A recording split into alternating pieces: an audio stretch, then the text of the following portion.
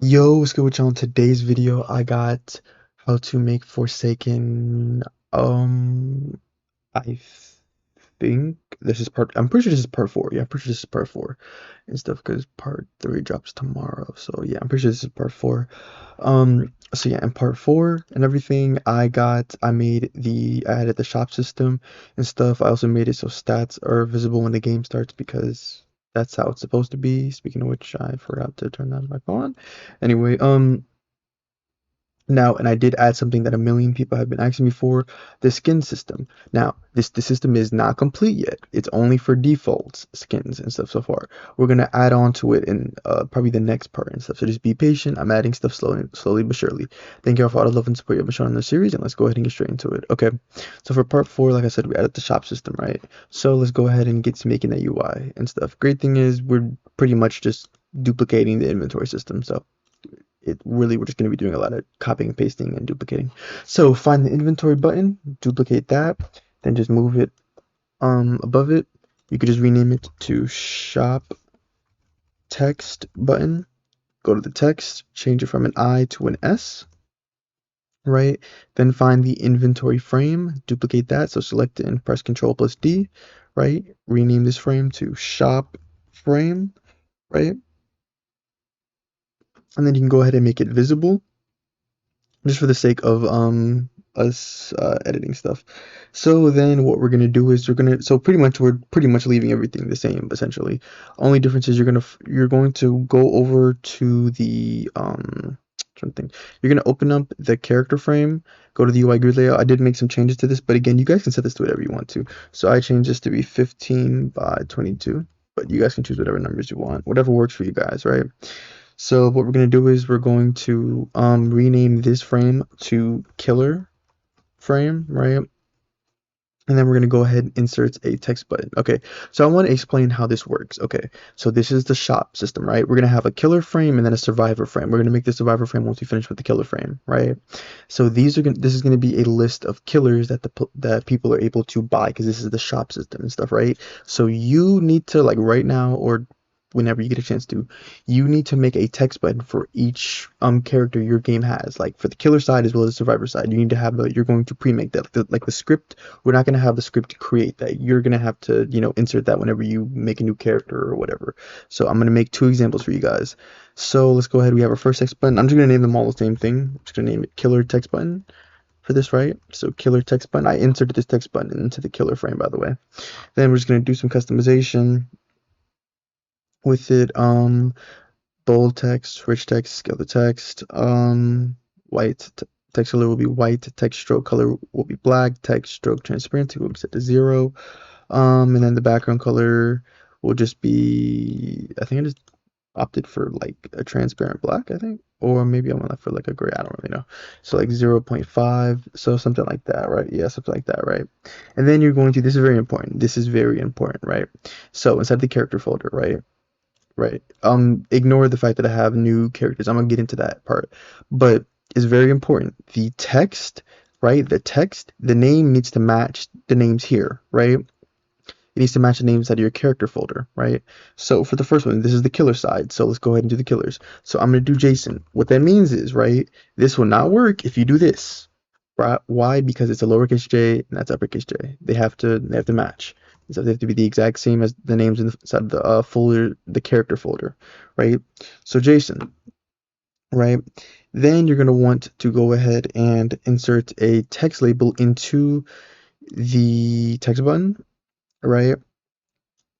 And this is going to be much smaller. So for this text label bold, rich text, scale the text, you're going to set the text to whatever the price is for that character and stuff. Since the Jason killer is free and stuff, we're just gonna put free.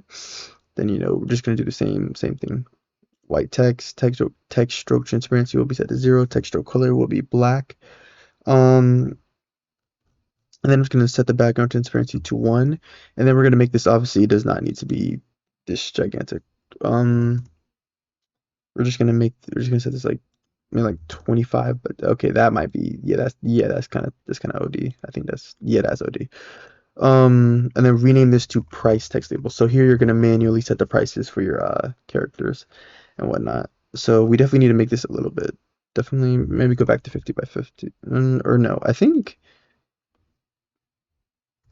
30. Yeah, there we go. That should be good. And then you're just gonna put it like you're just trying to go like under, yeah, like under it and stuff, right? So then once you have your killer text button, once you're ready to make your next one, all you gotta do is just duplicate it. Boom, it automatically space it over. I recommend going to the UI grid layout and setting the where is it? Horizontal alignment to center so that it centers them nice. Like this. It centers them and makes it look a lot nicer. Okay, for our second one, right? This is going to be our second killer. So this one will actually, you have to pay for it. And this will be John Doe, right? That's the one I have here. John Doe, right? Just like in the actual game. Then the price text label. Obviously, John Doe isn't free. So we're going to set the price to 1,000, right? Now keep in mind, this isn't the official price tag. Like the price tags are inside of here. This is just displaying it to the player. Like if you were worried about like exploiters taking advantage of this, all this is for display. The actual prices are inside here. The server will verify all that stuff. But anyway, so once we finish this, we have completed our killer frame, right? Then what we can go ahead and do is you can select the killer frame and then you can duplicate it. So duplicate, right? And then you're going to want to rename this one to survivor frame, right? And then go ahead and make the killer frame not visible. And then now we have our survivor frame, right? So what we're going to need to do is go into the survivor frame and of course rename these text buttons to survivor text button, and then you're just going to simply update the stuff with the survivor information. So survivor text button, right? Boom. Then you're gonna just go here, and then for our survivors, we have noob and then 007 and 7. So for the first one, we'll just have noob, then that's free. For the second one, we have 007 and 7, right? And then the price, I forgot what it was. Okay, so 500. So the price for the second survivor is 500. So we'll just say 5. We'll just set it to 500. Again, prices and stuff is completely up to you guys and stuff. That's completely up to y'all. So boom, we have our survivor frame. So once you're done editing your survivor frame, right, you're going to make the survivor frame not visible because obviously by default the killer side, the killer's part of the shop will be visible first and stuff by default when you press the shop button. Same way it's the exact same way the inventory system works. So set the killer frame to visible and the survivor frame should not be set to visible, right? And then just like that, we are done with the UI. Like I said, we're just really just doing some copying and pasting. So once you're done with all that, then set the shop frame to not visible, right? And then boom, we're done with the UI changes. Um, I guess before I get into the scripting stuff, I wanted to get into the character folder stuff. Okay, so here's what I did. The character folder. You'll notice that I have two killers now when I added a survivor, right? Now I already explained to you guys how to, like set up characters. So like all you would have to do is just like duplicate a character folder and then just change the cost, the health, the slots, the sprinting speed. Like all you would have to do is just adjust all those stats. You guys already know how to do that. The only thing that's really different, like I said, I added new ones and stuff like that. That's really it and stuff, which you guys should know how to do because I showed y'all. The only thing I added is skins, right? So pretty much you're just gonna go to your the class and stuff. You're gonna insert a folder into that folder, rename it to skins, and then you're going to put in your rig, right? You're gonna put in your rig. You can get this stuff from the toolbox. Don't ask me where to get the rigs and all that stuff. That you guys have to figure that out. I simply just got these ones from the toolbox, and to be honest with you, they don't even match the actual classes. They're like random classes from Forsaken, to be honest with y'all. And stuff. You guys have to figure that out, right? But you're gonna insert these rigs into this folder, into the skins folder, right? And then you're going to name each rig by like whatever the name of the skin is. So obviously the default one and stuff, right? Which is like, the base version, you're just gonna name that to default, right? Just to clarify something, let's say you have a skin and you try to equip the skin and whatnot, and like your player comes out like, I know this sounds wild, but your player comes out like all black and stuff, and everything, and doesn't match the like what you were going for and stuff, that means there's like an issue with like the rig or whatnot, and I cannot help you with that. That is a issue with the model you're using or something else that I can't help you with. I just want to let people know. I don't want people to comment that that wasn't working for them. So yeah. So yeah, that's really it for the character folder and stuff. I didn't really change anything. I just added the skins stuff. Like I said, in future parts I'll show you guys how to have multiple skins and have it where like a player can toggle between the different skins. But for now, we're just gonna have the default skins. Okay. So moving forward, we can now move on to the script changes. So open up the local core script. Let me just double check. Okay, we're good. So then you're gonna scroll a good ways down, not gonna lie. And then, like I said, I've fixed it to where, why do we have breakpoint? I swear, this is so annoying. Why does he keep doing this? Why do we have breakpoints? Okay, so we're gonna go to when the round starts. So right here, you guys remember how we made it so the hotbar frame is visible? We also need to make it so that the stats frame, because apparently you're not supposed to see stats until the round starts. So go to Core GUI, find the info frame, and then make it not. What the hell? Oh, I closed it. I'm like, what? So then make it not visible, and then you're gonna go here, and then you're simply just gonna say core GUI dot info frame dot visible is equal to true, right? Then you're gonna scroll all the way down to the inventory function, this part right here and stuff. Since we now have two frames and stuff, and everything, we want to make sure that, like, let's say you open up the shop, we want to close the inventory. Or if you open up the inventory and you have the shop open, we're gonna close the shop. So you're simply just gonna throw an if statement here. You're gonna say if core GUI that inventory frame dot visible is equal to true. Enter, then you'll say core GUI dot shop frame dot visible is equal to false, right? Then moving on, we're gonna go down here. You're just gonna go down past all of that, right? And then we're going to go ahead and set up the verify shop function, right? So it's similar to the populate inventory function, but just a little different. So we're going to say local function. You're going to say verify shop. So this is pretty much just verifying any characters that you already own and stuff, right? Because keep in mind, we've already made all the characters that are for sale. So all we're doing is just seeing if, like, oh, you already own one of these characters and stuff. So enter. You're going to say if, oh my bad, we are sending over an argument of the shop type, of course. So shop type. This would be either killers or survivors. So we'll say if core GUI dot shop frame find first child shop type dot dot dot quotation marks frame. Because remember, inside of the shop frame, it's going to be either killer or survivor, and then it'll be killer frame or shop frame, right? So if it finds it, then you'll create a variable for the character frame, which is equal to core GUI dot shop frame find first child. I generally don't even know if I honestly use this, to be honest. Dot dot dot quotation marks frame, right? So same thing. Then you're gonna say for I comma v in pairs. You're gonna say player dot owned classes. You're gonna check to see, right? You're gonna compare if the player owns any of these current classes. You're gonna say get children, close parentheses, enter. Then you're gonna use a second for loop. You're gonna say for j comma f in pairs character frame get children, enter. Then you'll say if f is a text button and f.text is equal to v.name. Pretty much what this means is if the text button's text, which is the name of the class, is equal to the name of one of the classes inside of the own classes folder, that means the player owns it, right? So then enter, then we need to make one more check. We need to say if string.find f.price text label.text comma quotation marks, then in parentheses you're just going to put owned, right? You're going to say owned, enter, then you'll say continue. So we're just going to skip this. The reason for this is so that we're going to make it so that if the player owns the class, we're going to set the price to owned in parentheses so the player knows that. The problem is that if you, like, let's say open up the shop again and it already says the word owned, it'll just keep adding the word owned. It'll just keep adding it. So what we need to do is, with this check in place, we'll just skip this iteration and stuff, right? So we're then afterwards we're going to say f dot price text label dot text, and we're going to update it. So we're going to say it's equal to f dot price text label dot text dot dot dot quotation mark space, and in parentheses we're going to put owned, right? To let the player know that they already own that class or character, whatever you're going to call it.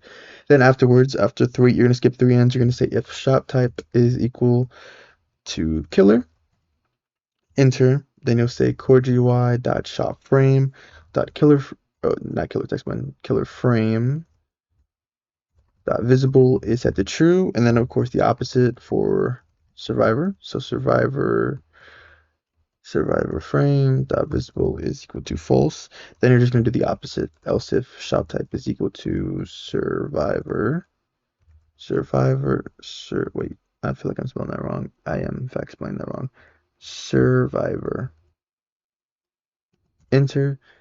Then you would just do the opposite. So you could really just select this, Control C, Control V, and then you're going to do the opposite. So this would be true, that would be false. Bam. And we are done with the verify shop function. Okay. So then after that, moving on, we're going to go ahead and just set up the stuff. This is very similar to what we did with the inventory system stuff. You're going to say core GUI dot shop text button dot activated connect function, close parentheses, enter. And then we can really just save ourselves some time. So you're just going to scroll all the way up here to the inventory function, right? Line 164 and stuff where we did the inventory stuff when you press the inventory button. So you're just going to copy and paste this stuff. So just copy and paste. Saves us a whole bunch of time. Then all you got to do is just change this from obviously shop, inventory frame to shop frame. Right, we're going to change to that. You're going to change the function, of course, to verify shop, and then you're still sending over the killer, and then you're just going to say shop frame is equal to not shop frame, right? Then down here, you're just going to check. You're just going to check this. You're going to say shop frame not visible, and then you'll change this to inventory frame. Saves us a whole bunch of time. Then afterwards, we are going to go back up here and just save ourselves some time and stuff. You're just gonna copy and paste these two functions. So copy. Again, we're literally just taking the code from the inventory system, and then we're just changing it around. That's all we're doing. So shop frame, right? So shop frame, killer's text button, and then you're just gonna change this to shop frame, and then just change this to verify shop, right? Shop frame, Control C, Control V, Control V, and then verify shop. Bam, right? And then after you're done with that, now we're going to set up the functions for whenever you try to purchase either a killer or a survivor. So we're going to require two for loops for this. So we're going to say for I, comma v in pairs. You're going to say core GUI dot shop frame dot killer frame. I don't know why I keep doing that. Killer frame, get children, enter. You're going to say if v is a text button, enter, right? You're going to say v.activated connect function, close parentheses, enter. You're going to say if not player.owned classes find first child, pretty much just checking to make sure that the player does not already own said class, so that we don't waste, so that we don't waste time firing their remote event for no reason. So if they don't own it, enter. If they don't own the class, then we'll fire their remote event. So core event, fire server, quotation marks, name of the event will be by, comma v dot text, so the name of the class, and then you're just going to do task dot wait 1 second, and then you're going to trigger the verify shop function again. And then this will be for the killers, because this is trying to purchase a killer and stuff. The reason, first of all, what this is doing, right? Let's say you try to purchase a new character, right? And stuff. We want the menu to update that to reflect it if you successfully purchase the character. So we're gonna trigger this function so that it updates, like, oh, okay, you own it, you now own it. The reason why we have this wait period and stuff is because this function would move faster than, like, it would be completed a lot faster than like the verification to buy a character on the server side and stuff. So we just have to wait a little second. Then great news, we just copy and paste all we just did. Copy, go afterwards, paste it. Then, as you guys probably assumed, just change some words. Survivor frame, v.activated. It's all the same thing, by, and then just change this to survivor, and we are done with the local script changes. Okay, let's go ahead and let's move on to the server script and stuff, right? So let's go on to the server script. Okay, first things first, I really don't understand why there are all these breakpoints. I can't wait till they fix whatever stupid glitch or whatever this is. Okay, so first things first, you're going to go down and you're going to find the variable for the character folder. Boom. Should be in the middle. You're just going to copy this or cut it. You want to delete it and you're going to put it at the top. We need this at the top now. So just paste it, right? Boom. Once you're done with that,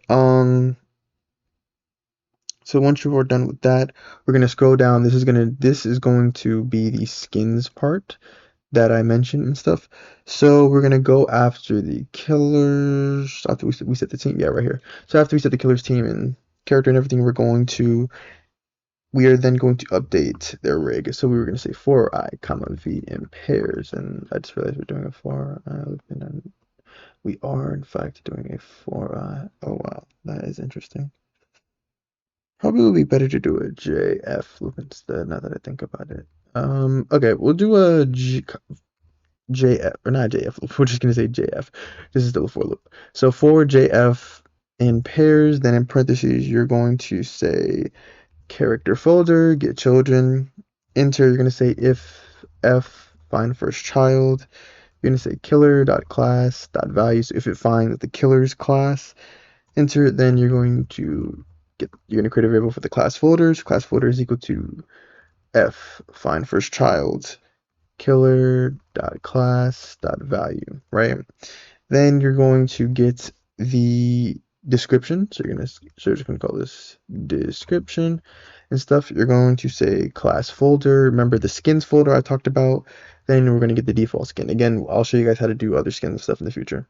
So default dot humanoid. Then you're going to do get applied description. So this is how we're pretty much gonna copy and stuff the character onto the player. So then you're going to say killer dot character that humanoid apply description. Then you're going to put description, right? Boom. Then we're just going to do the same exact thing for the player. So not for the player, for the survivors. So copy that code. You're going to go inside of this you're going to go inside of this for loop, and you're just going to go after this part. You're going to paste the code. Then I remember I just changed some things around. So we have the character folder, if I find first child. And then this needs to be V instead of, or not V, this needs to be F. My bad. Oh, oh, no, my bad. This actually does need to be V. Yes, this does need to be V. So if F, then V, and class folder is equal to F find first child, and then change this again to V, then class folder, and then change this to v.character.humanoid apply to, yep. Oh, I just realized there are two R's by mistake, and then boom. Okay, so just like that, it'll update their rigs, and yeah, then we can scroll down here. So for the own classes folder, you're gonna have to create values for each character that the player owns and stuff, right? So let's go ahead and create those real quick. I'm creating these values simply just for the sake of the default skins and stuff, right? Or sorry, not the default skins, the default characters that the players will own. So I'm just gonna copy that. I'm just gonna paste this twice. Did I just copy this? Copy. Okay, there we go. Paste and paste.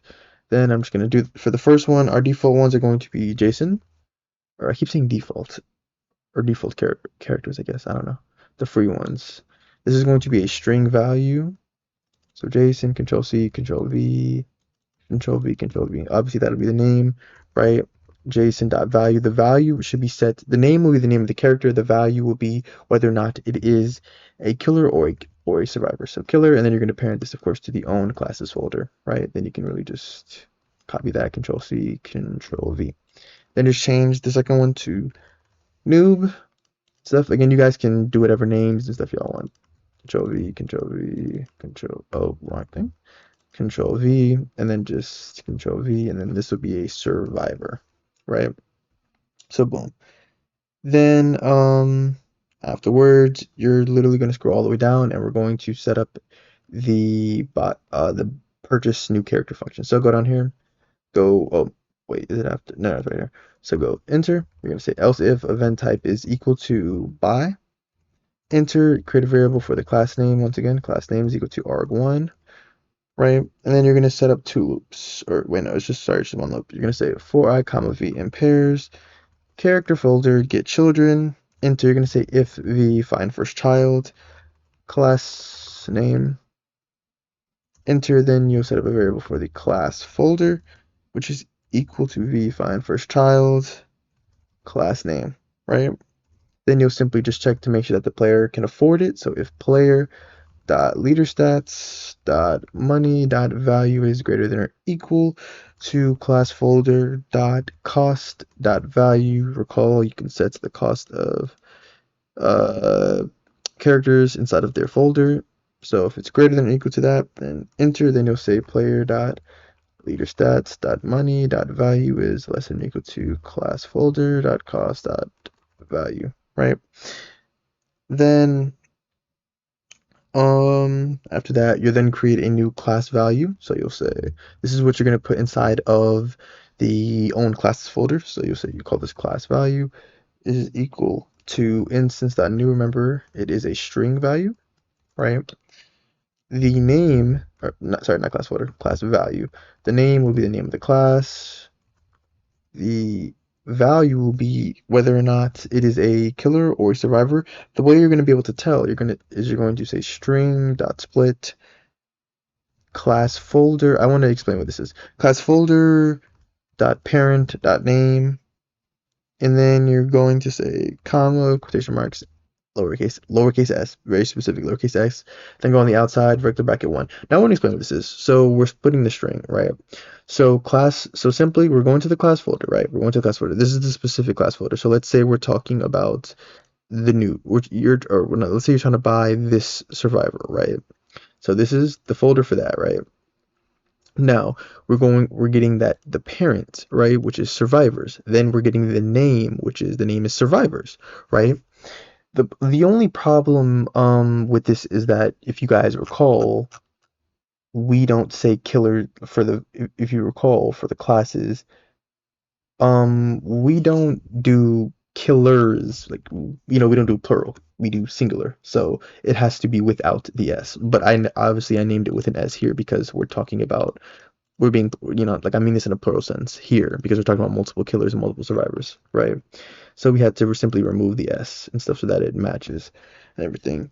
Then you're gonna say class value dot parent is equal to player dot own classes, and just like that we are done. Let's go ahead and test to make sure everything works. As always, if you guys want access to any one of my scripts or models, you guys can just read the description to find out more about that. Okay, so if we click play, let's go ahead and test this. So if I open up the shop, I can open and close the shop. I can switch between killers and survivors.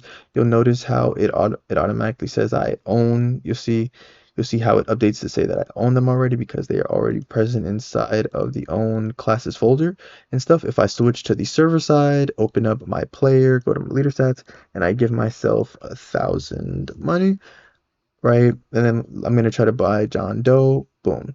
I bought John Doe. It took a second, then it updated to say owned, right? And then you'll see the new John Doe value inside of the owned classes folder. Then I can close the shop system and stuff, right? You see it still says it's owned. I obviously cannot buy this survivor since I don't have enough money. If I go to the inventory, you'll see that John Doe is now a character that I can equip and stuff. I can equip and I can become John Doe, right? Boom, very simple. Now I'm gonna switch back to the noob class and stuff, and everything, right? And then here's what I'm going to do. I'm going to show you guys real quick. Let's go ahead and publish. I'm gonna test, and I'm going to start up a test server to show you guys that when the round starts and everything, it'll what's the name? It'll give us the rigs. And by the way, I just want to make something clear. I am aware that I am aware of something where the killer, where like let's say the person who chooses to be the killer, if they have like the default class, it'll just leave them as a noob. I'm aware of that. I'm gonna probably fix that in the next part and stuff and everything to make it so that like literally just building everything one piece at a time. If I do notice any bugs that I haven't mentioned and stuff that I haven't directly addressed, then of course let me know in the comments and I will fix it. Multiple people have done that. Shout out to all those people. I really do appreciate it and stuff. Because obviously I'm not gonna notice everything, and I never played the game before I started making the series, so I don't know much about it. But okay, so the round should start in 5, 4, 3, 2, 1, and our rigs should change in due time. There we go. Okay, so as you can see, the rigs changed. They're the same because we're the same class. And so, like I said, I know this is the avatar for like a different it's like a different class and stuff, but the whole point was just to get the point across and stuff, right? If he had a different class, then it would have gave him a different rig. But yeah, so there we go. The skin system works, and yeah. So yeah. That works. If you want to know how to test to make sure every character's skin works, you could simply just run a test to where you just simply assign. You could just assign it. I'm trying to think.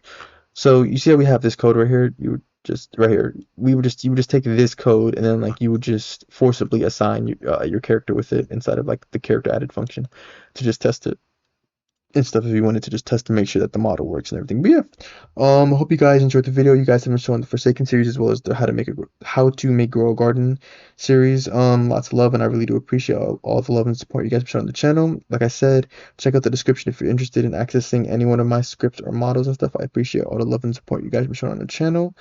And yeah, like I said, just continue to show the series love and support, and I will continue dropping more and more parts for y'all. Stuff. It is that simple. If you enjoyed this part, leave a like and subscribe, and I will see you guys in the next video. Thank you all for watching.